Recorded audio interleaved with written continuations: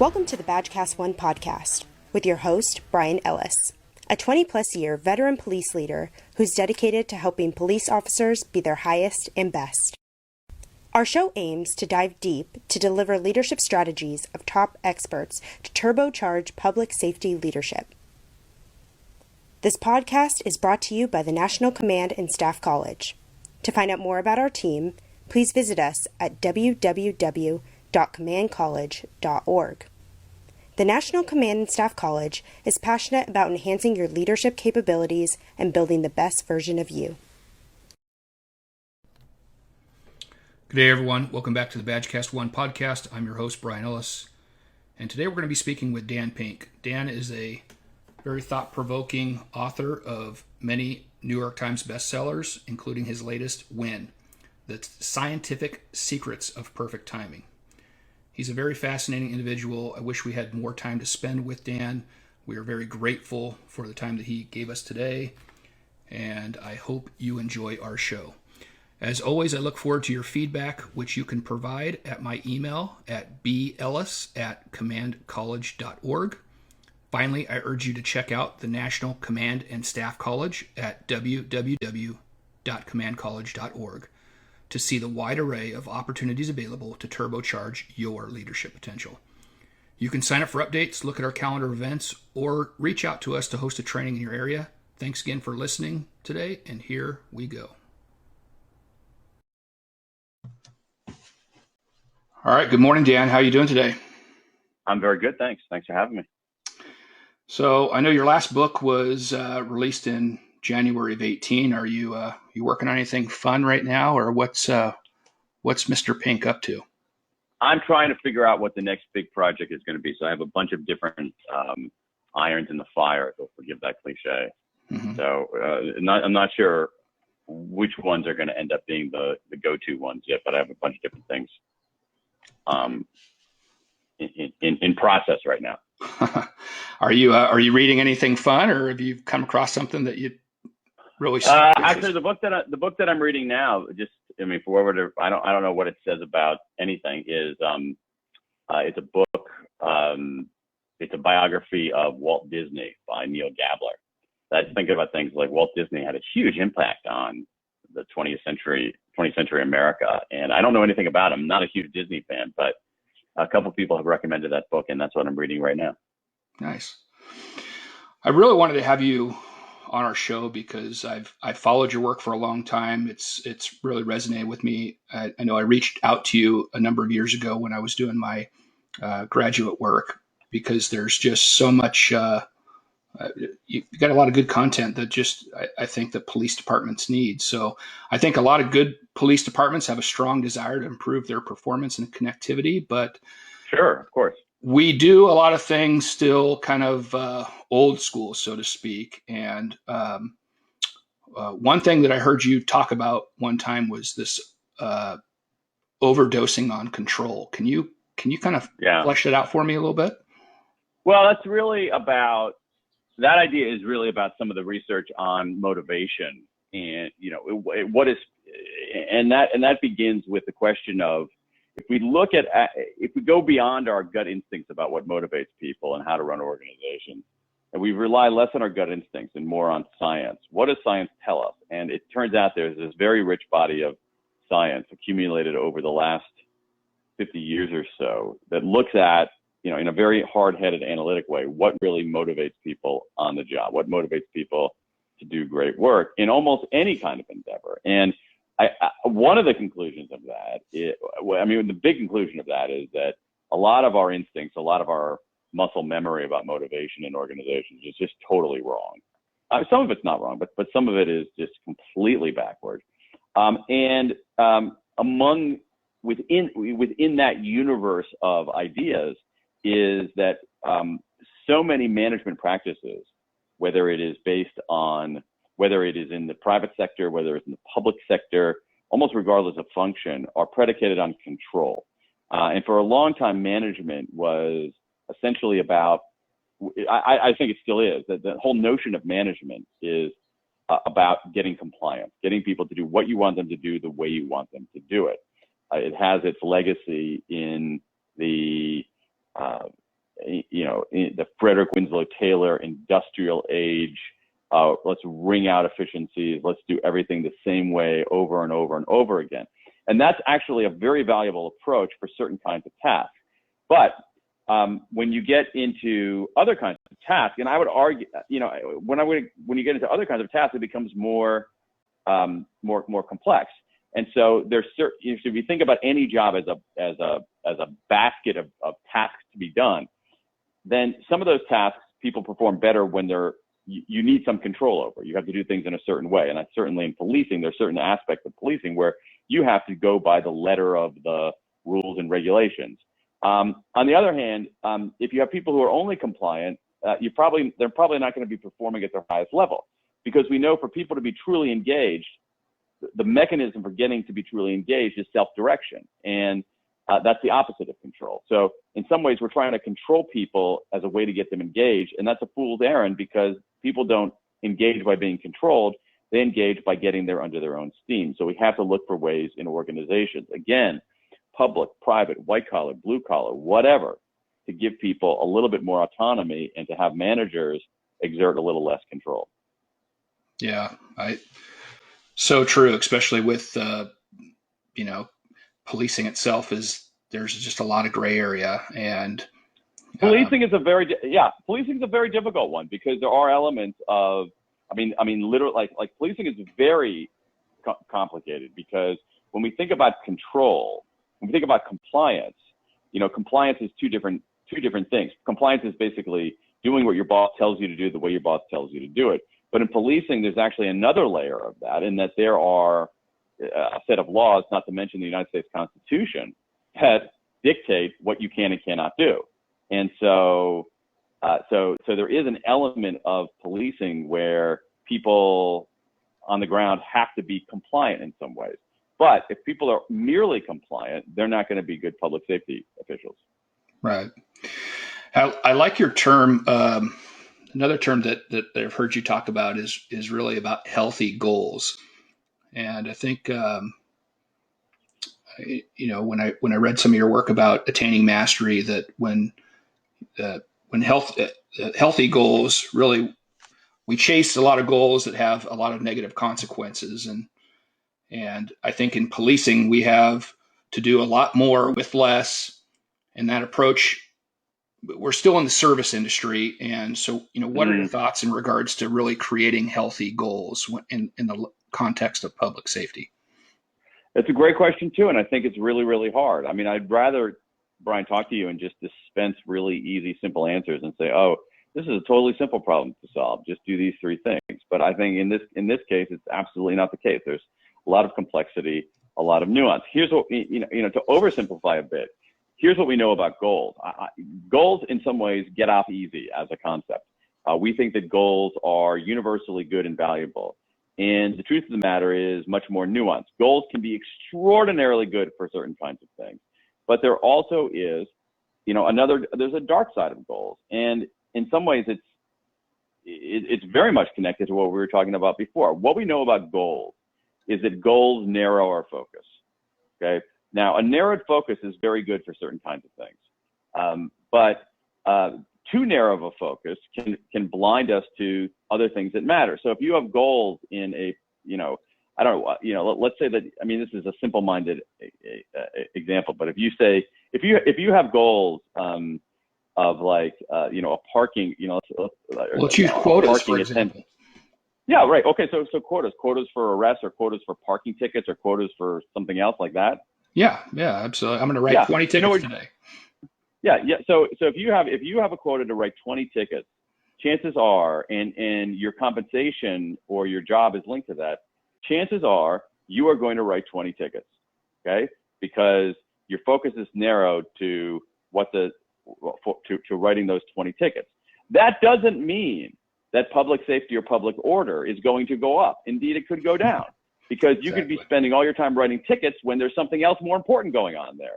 Or you could start writing tickets for things that are on the edge, where otherwise a professional, like anybody in public safety who is a professional, who's well-trained, who has to use his or her discretion all the time, you stop using your discretion, you give somebody a ticket for something that if there weren't a quota, you wouldn't have given them a ticket. And suddenly you start undermining, you slowly undermine people's confidence in the police force. And so again, that there's certain things where you want to narrow focus. There are other things where you don't want to narrow focus. And what I think what we have to do with let's take police officers is we have to treat police officers as we would treat any other kind of intelligent professional. And we don't treat intelligent professionals with quotas typically. We don't treat management consultants with quotas. We don't treat accountants with quotas. We don't treat lawyers with quotas typically. And so, and here you have people, and again, like what police officers do is in so many ways not routine. There are some things that are routine, but so much of it is about wisdom, discretion, judgment, creativity. And what we know for those kinds of attributes, wisdom, discernment, creativity, what we know about those attributes is that those are attributes where a narrow focus doesn't work for you. You want to have an expansive focus. And so quotas and things like that can have a very narrowing focus. How much do you think humility plays into that? Humility? Yeah. In what sense? Well, just in just your focus in regards to just, let's say, just having good wisdom, having a good focus on your job. I mean, so that's a great point. I see what you're saying. Yeah. So I don't see how you can be wise without being humble. I think that it's not possible.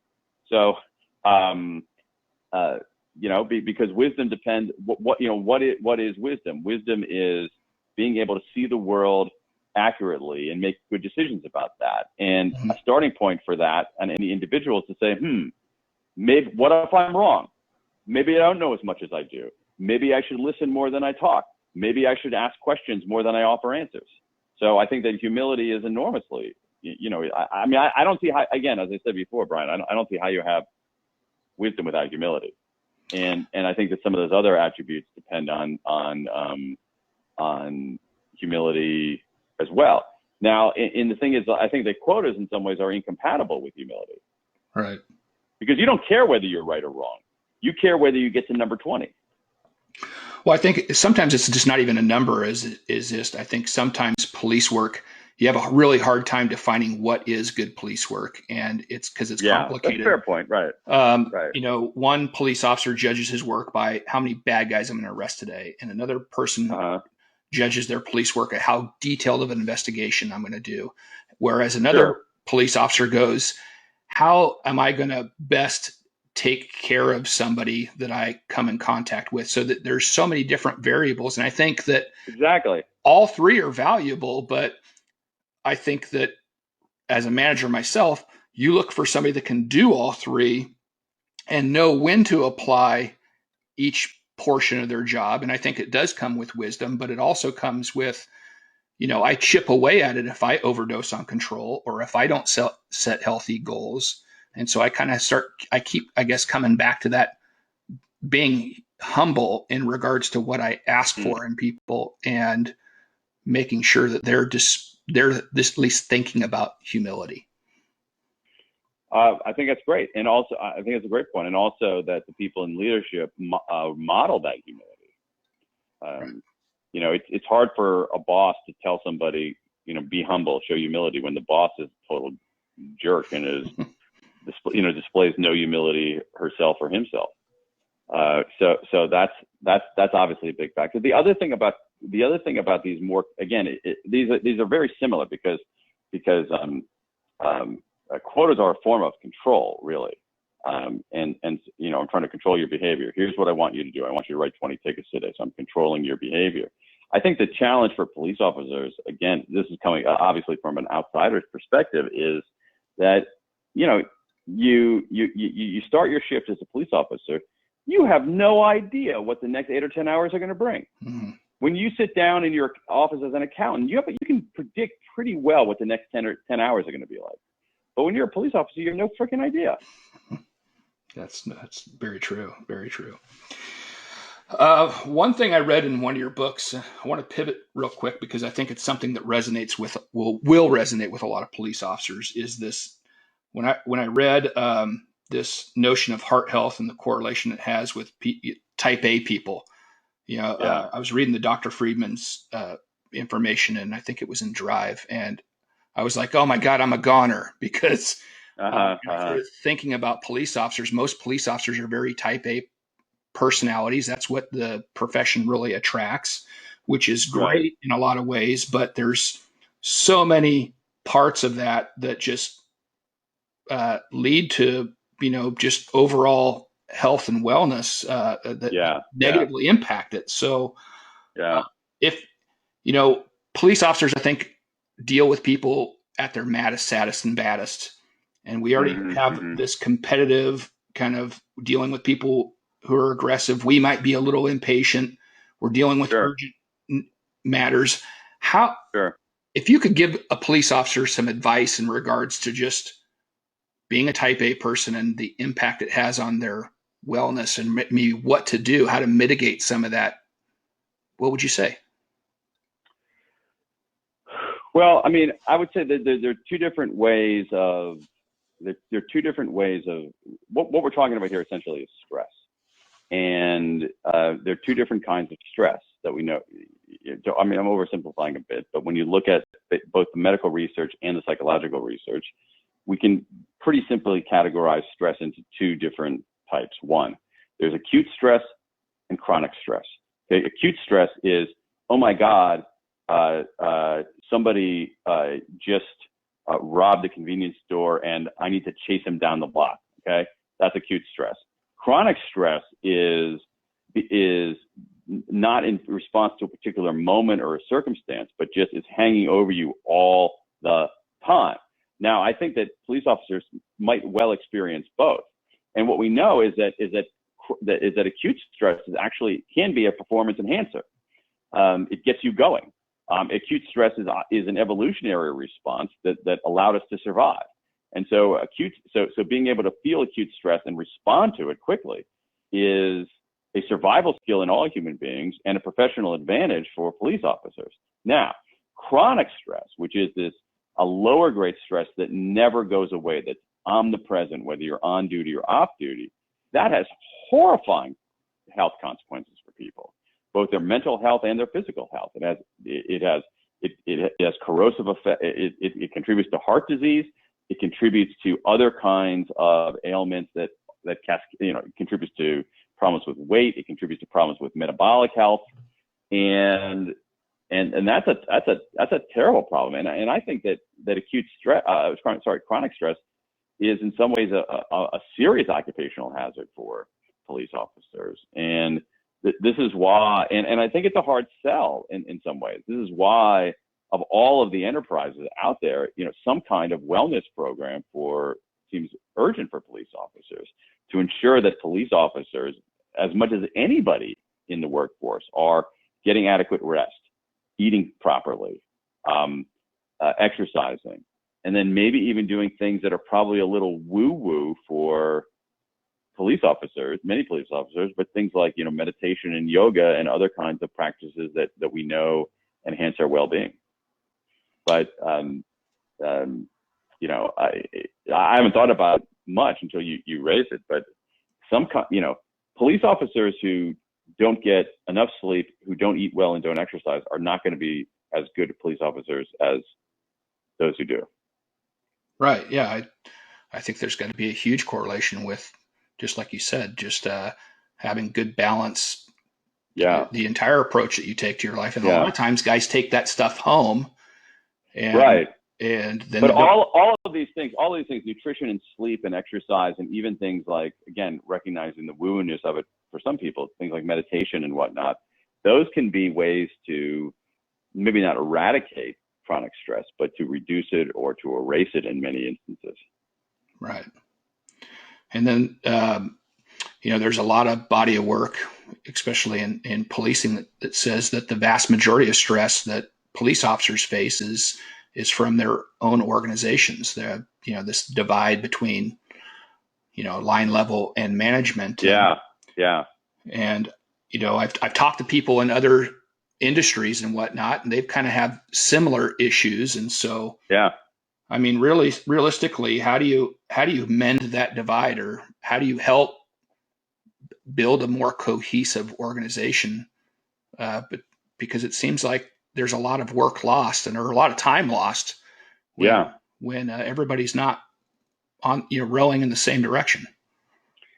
Yeah. Well, I mean, again, I think that's a very, very hard problem. And again, I'd love to be able to say to you, hey, just do these 6 things in this order and everything will be right. But I think that's not the case.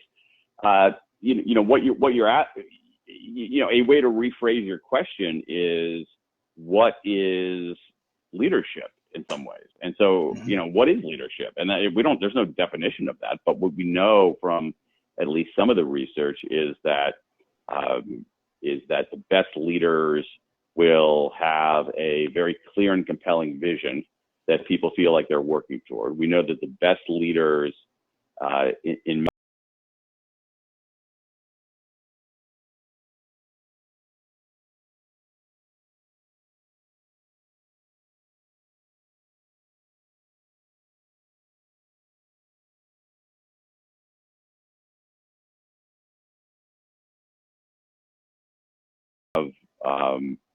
I think in the particular case of police officers, I think that the very best leaders have to focus on the overall wellness of their team, not simply their narrow performance on the job, but their overall wellness, because those two things are inextricably linked. And I think the very best leaders, we know this from other kinds of research, the people who they're leading have to feel like the leader has their back.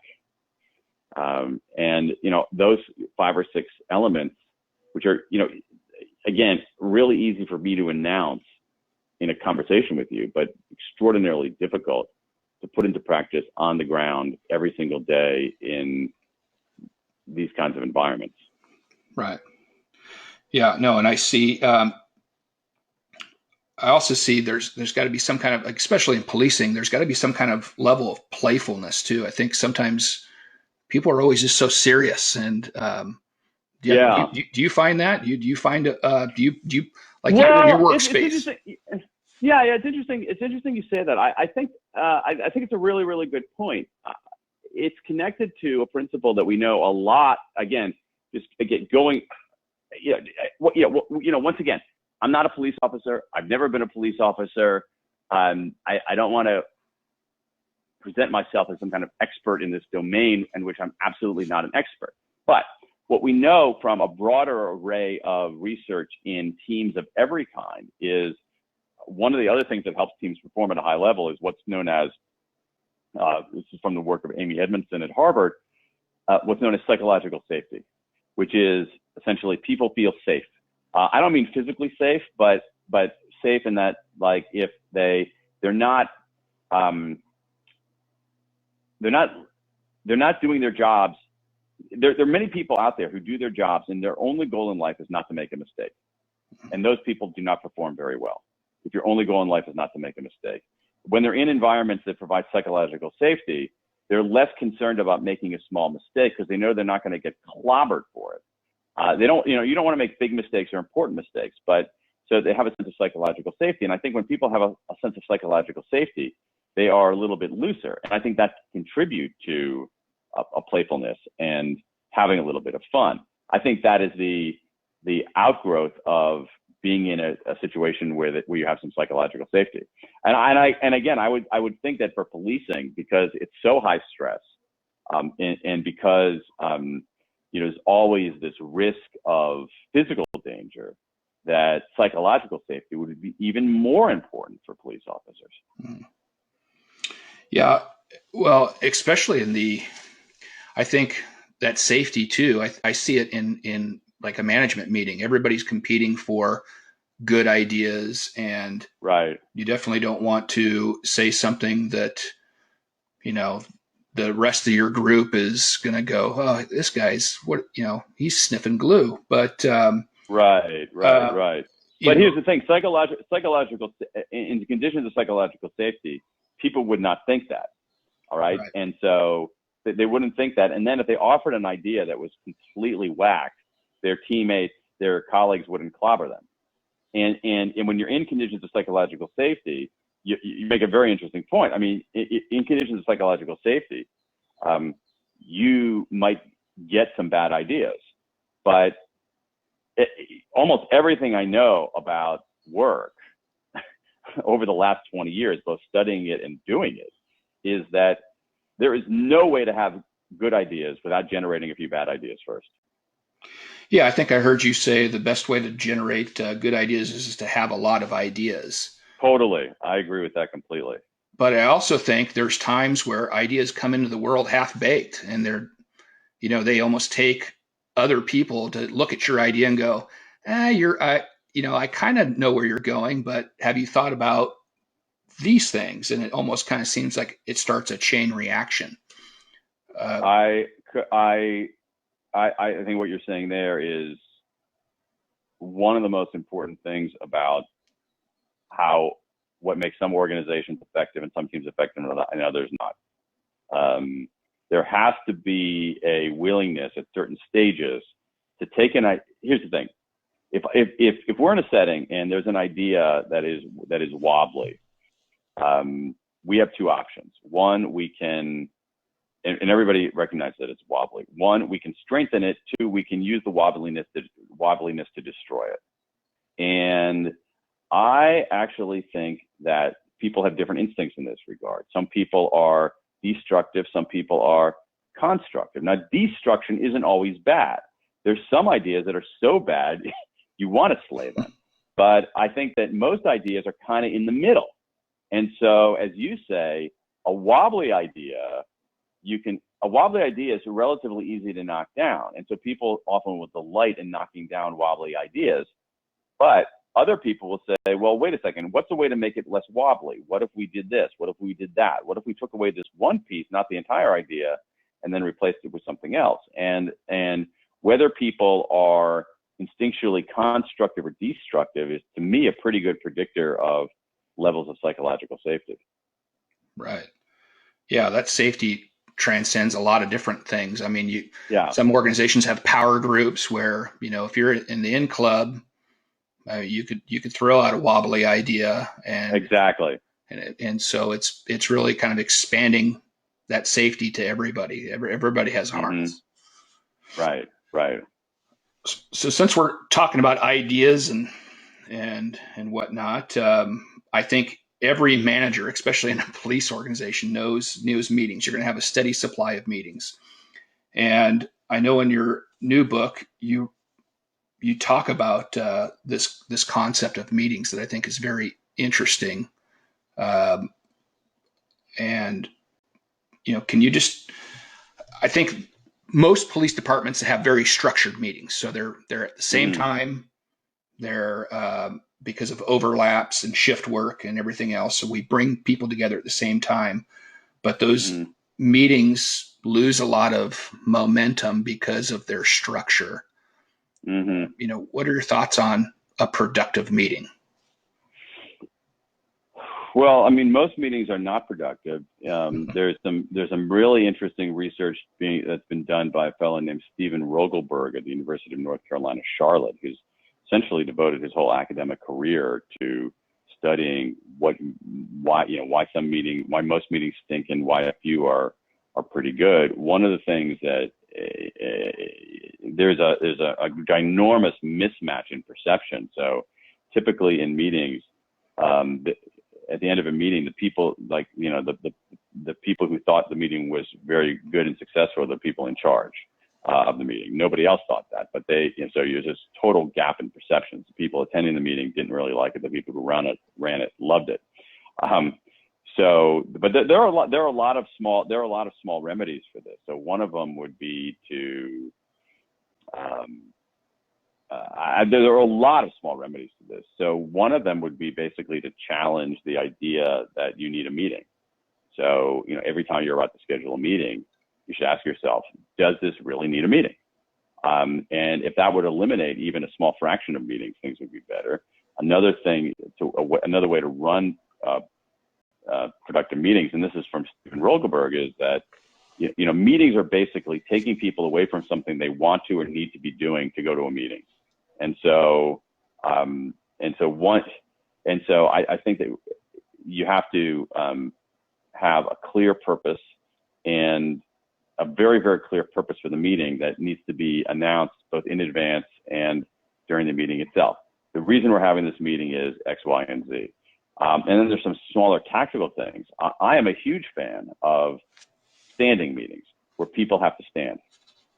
There is other research showing that if you go from a sitting meeting to a standing meeting, then the quality of the meeting, the outcome of the meeting, the decisions made in the meeting are completely ineffective. So there's no difference in outcome between standing meetings and sitting meetings, except standing meetings are much shorter. So you save time and don't sacrifice anything in the way of productivity. I also think that we have to get rid of this ridiculous idea that every meeting has to be either a half an hour or an hour. And so what I've started doing, based in part on Rogelberg's book, is that if I have, say, a half-hour meeting, I will schedule it for 20 minutes. And the truth is I can get as much done in 20 minutes as I can in 30 minutes, and I can use that extra 10 minutes to do something else. If I have an hour meeting, I say, I want to get this meeting, I'd like to make this a 45-minute meeting or a 50-minute meeting. And what you end up doing is you end up getting as much done just by shrinking that time. That little tiny dial up in pressure gets people to perform even better. So there are all kinds of small tactical things that we can do on meetings. And the other thing is that the people running the meetings have a big role. One of the things I admire in people who are good at running meetings is that they will often solicit opinions from people who maybe aren't speaking up themselves. What you see at every meeting since the beginning of meetings in human civilization is that there are a few people who love to talk and hear their voice. And that is completely uncorrelated with the quality of their contribution. Meanwhile, there are other people who are less eager to talk, but might have something to say. So really good people who run really good meetings will look at somebody and say, hey, Brian, I haven't heard from you. What do you think about this? Or Maria, what's your view on this? Making sure that everybody gets to say. Yeah, one thing that I loathe about meetings, and you touched on it, was that there might be a agenda put out, but the agenda is just so open-ended where you really don't know what's going to be discussed. And so I always feel like I'm not really good at being Johnny on the spot on things when it involves like idea generation. If it's just an informational meeting, that Johnny on the spot is fine for me because I'm just taking the information. But when we're like trying to brainstorm or have a good creative session, I feel paralyzed, not having that time to float ideas. And maybe you're not alone. And it's even floating those ideas with peers or subordinates or community members. I mean, or being in the gym when I have that aha moment. I just, I mean, what you could do on that, what leaders of a meeting could do on that would be to say, we're going to have a brainstorm meetings about new ways to do whatever. Please come to the meeting with 5 or 6 ideas, and then we'll offer up the ideas at the meeting and talk about them. That way people can generate their ideas on their own time. Rather than, some people are really good at sitting there and coming up with ideas, off the top of their head. Other people are not. I don't think there's any difference in the quality of the ultimate ideas. It's just that, some people are, it's like, you see this all the time. There are people who are good performers, who are good talkers, but that doesn't necessarily mean they're good at their jobs. Mm-hmm. Well, going back to that cognitive thing, I know you've discussed the idea of peak trough recovery. And obviously, do you think that impacts meetings as well? Absolutely. One of the things that we know from the research on timing is that people tend to move through the day exactly as you say in these 3 stages: peak, trough, recovery. Most of us, about 80% of us, move through the day in that order: peak early in the day, trough around the early to mid-afternoon, and recovery later in the day. People who are night owls, it's much more complicated. They hit their peak much later in the day, in the early evening, mid-evening, even late evening. And what we know is that during the peak, that's when we're most vigilant. So that's when we should be doing our more analytic work that requires heads down and focus. During the trough, which for almost all of us is the early to mid-afternoon, that's generally a terrible time of day. There are huge decrements in performance across many, many domains during that period. So what we should be doing during that stretch of time is work that doesn't require massive brain power or creativity, or administrative tasks like answering routine email or filling out reports. And then the recovery period, again, which for most of us is late afternoon and early evening, that's a very interesting time. Our mood is up, but our vigilance is down. And that makes us a little bit more mentally loose, which allows us to do some of these more iterative things. And so if you look at the science of timing, it suggests a very clear set of design principles. We should be doing our analytic work during our peak, which again, for 80% of us is the morning. We should be doing our administrative work during the trough, which for most of us, nearly all of us, is the early to mid-afternoon. And we should be doing our insight work, our more creative, iterative work in the recovery, which is late afternoon and early evening. And just to circle back to your question, we don't do that. We don't do that at an individual level, and we sure as heck don't do it at a team level. So when we schedule meetings in organizations, the only criterion that we use is availability. We don't say, oh, what kind of meeting is this? Do we need people to be really analytic and focused? Is this a brainstorming meeting where people need to be looser? Is this simply a stupid meeting about our petty cash policy? And we don't ask who's going to be there. People who are more, evening types who are better late at night, people who are better in the morning. We don't even say that. We just say, hey, is the conference room open, and is there a slot on the schedule? So, the scheduling of meetings has essentially zero strategic foundation. Yeah, that's good stuff. And I think especially in police organizations, the shift work complicates things even more. That's even hard. Yeah, right. Shift work is very, very hard on people. There's a lot of research on shift work, and it shows that it really is not good for people, both mentally and physically. So, especially if they're doing it over a long period of time. This is another, but in police work, it can't be avoided.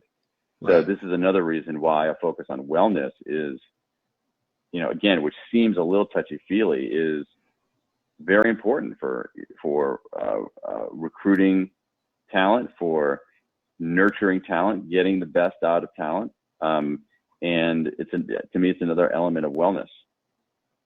Right. So with this peak, trough, and recovery kind of idea, is that pretty much how, as a writer, is that kind of how you structure your day? How does Dan? Once I learned that, I did, absolutely. So what I do, I'm much more of a morning person than an evening person. So since writing requires vigilance and focus, I try to do all my writing in the morning. And what I will do on writing days is I will come into my office. I will not even bring, my office is just the garage behind my house. I will not even bring my phone with me into the office to avoid distractions. I won't open my email. I won't go on Twitter or ESPN or anything like that. And I'll give myself a word count. Today I have to write 700 words or 800 words, and I won't do everything until I hit that word count. And if you write 700 words a day, every day, the pages really start to add up. Mm-hmm.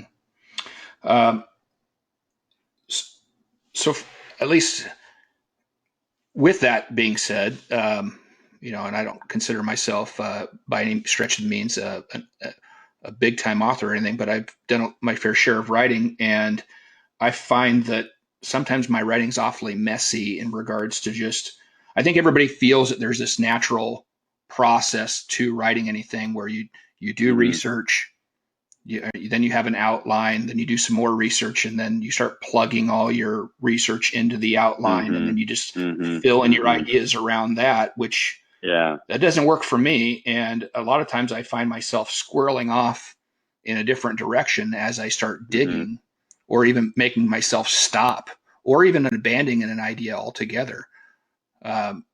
what are your thoughts on just, I mean, is the act of writing and researching for you kind of a messy process? It's hideously messy all the time.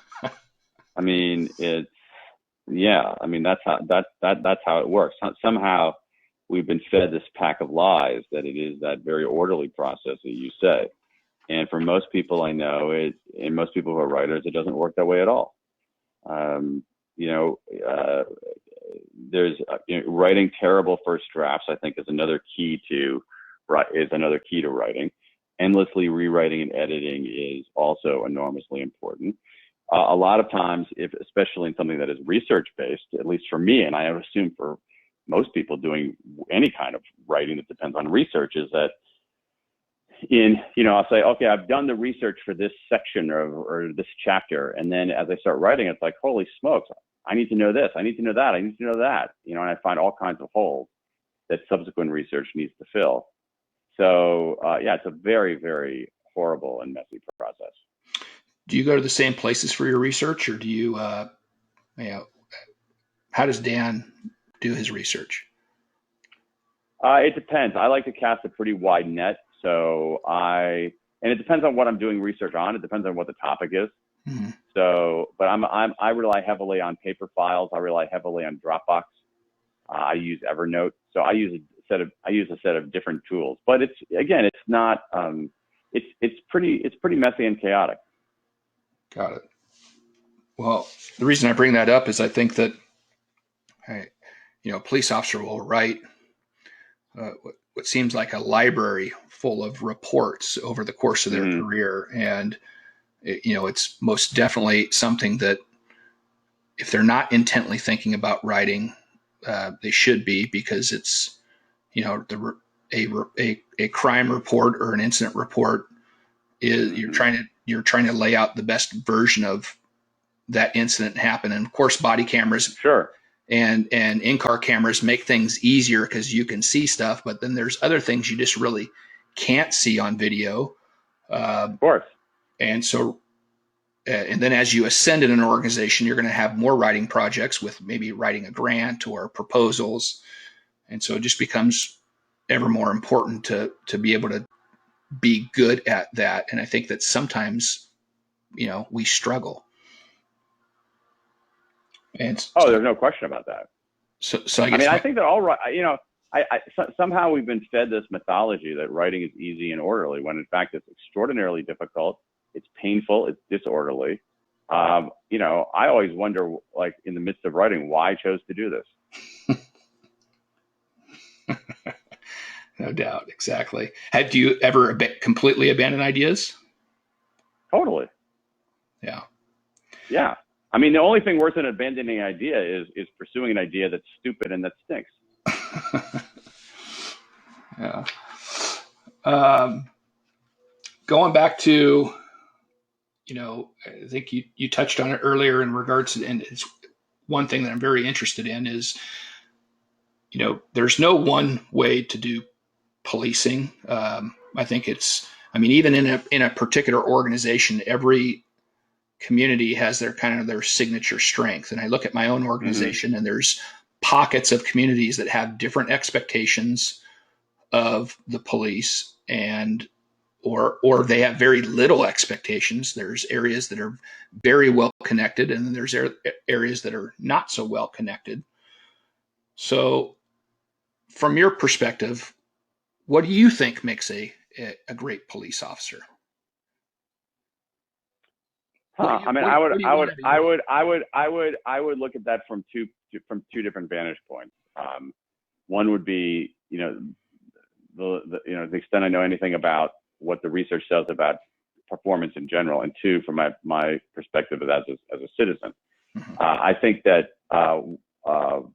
it would be the thing I put at the top of my list would be integrity. I would also add empathy. I would add a sense of purpose, and I think like those integrity, empathy, and a sense of purpose would make us great at any job. I think they're especially urgent in policing. Right. And what about when it comes to just, I mean, I guess at the end of the day, the vast majority of communities never interact with their police officers, and the one thing they do want them to do is to show up, fast when they call. Yeah, of course. But do you think police, in a general sense, do a really good job at, at just connecting with the community in regards to your sense of, like, I think that I'm not talking about ice cream socials or whatnot, but I mean, yeah. Just being in a Starbucks, for example, standing in line with somebody. It seems like the most people are going to interact with a policeman or a woman when they're violating, whether it's a traffic law or well, you said it really well. You said it. That we civilians see police officers when they're mad, bad, or sad. Right. Yeah. I mean, here's the thing. I have an enormous amount of empathy and respect for police officers. It's a freaking hard job. I don't know if I'm psychologically, mentally strong enough to do that kind of job. So I have a lot of empathy for that. Like any kind of profession, whether it's teachers or nurses or lawyers or CEOs, I mean, there's some who are better than others. There's some who have more integrity than others. But, in general, I think the vast majority of police officers are people who are noble and want to do good. And if I were a police officer myself and was in that category, and the majority who are noble and want to do good, I'd be really angry at the people who are not acting, the minority of police officers who are not acting that way, because they end up polluting the public's entire view of police officers. I think that's very true, and I think the bad. The rotten apples in the profession, the last thing they'd ever want to see is a jury full of police officers, because I think the vast majority of police officers have no empathy for a policeman that doesn't have integrity. So I think you're absolutely right. Right. I want to go back because, when I did my graduate degree, one thing that when I was researching stuff that I was working on, I read your ideas on employee engagement, the autonomy, mastery, and purpose. And so I, kind of being a little bit of a meathead with it, I was like, okay, well, police officers have a lot of autonomy. They have the opportunity to build mastery. And there's no doubt that what they do is purposeful. But just like every other profession, we struggle with employee engagement, probably to the same percentage wise that Gallup suggests that everybody does. And so I've had more thoughts in this matter, in regards to those three concepts, but just on face value, do you think they're enough? Do you think that they're all like onions that need to be peeled back and looked at a lot more intentionally, or what are your thoughts on that? I'm not. When you say, I'm not sure what you mean by. I'm not sure I understand the question. Sorry. No, it's okay. So for example, police officers' autonomy. I mean, you work shift work more often than not. I mean, you're driven by calls for service if you're a patrol person, but you have the vast majority, or there's at least a percentage of your day that's going to be left up for you to decide what you're going to do. And so is that autonomy, and then again, the mastery is there. There's lots of different things that you can do within a police organization to get good at. Yeah. But I just don't seem to see, I think when I go back to autonomy, I almost feel like that there's times where, because there's this divide, or because maybe there's not an opportunity for more collaboration within the organization, that yes, there's autonomy, but no, there's really not autonomy, because at the end of the day, I'm going to have specific asks for you, and I'm driving work in a direction without input from you.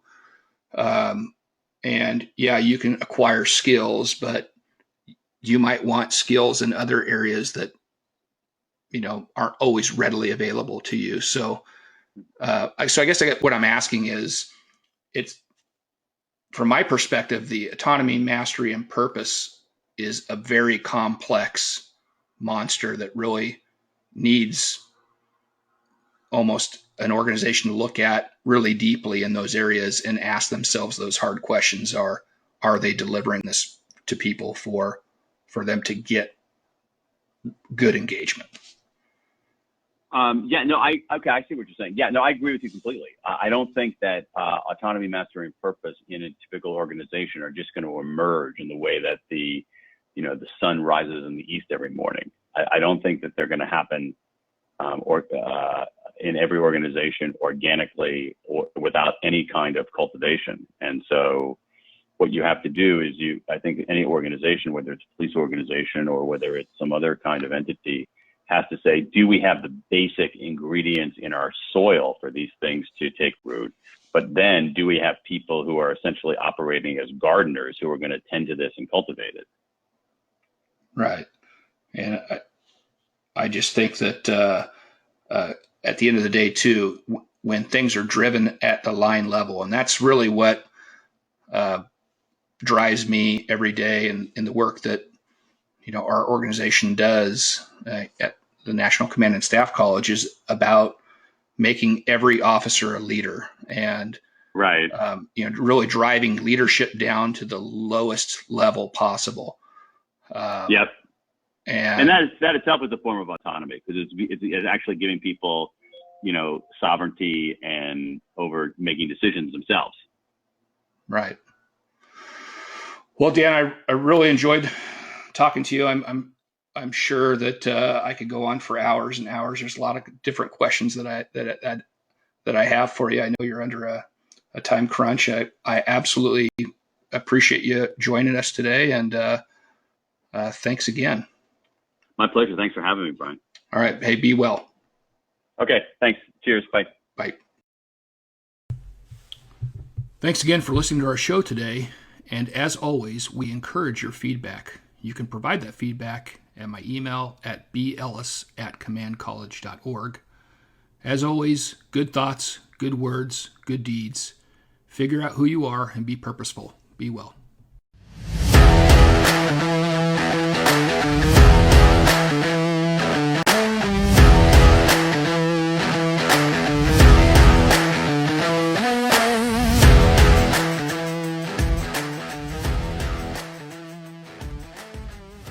Thank you so much for tuning into the Badgecast 1 podcast. If you've enjoyed today's episode, please be sure to share it with a colleague. Please be sure to subscribe so you never miss an episode. This podcast is for informational purposes only. Statement and views on this podcast are those of the guests, and the opinions of the guests are their own, and this podcast does not endorse or accept responsibility of statements made by guests. This podcast does not make any representation or warranties about guests or qualifications or credibility. This podcast is the product of the National Command and Staff College. Copyright 2010 to 2035. Any use of this without the express consent of the National Command and Staff College is strictly prohibited by law. For more information, email us at info@commandcollege.org.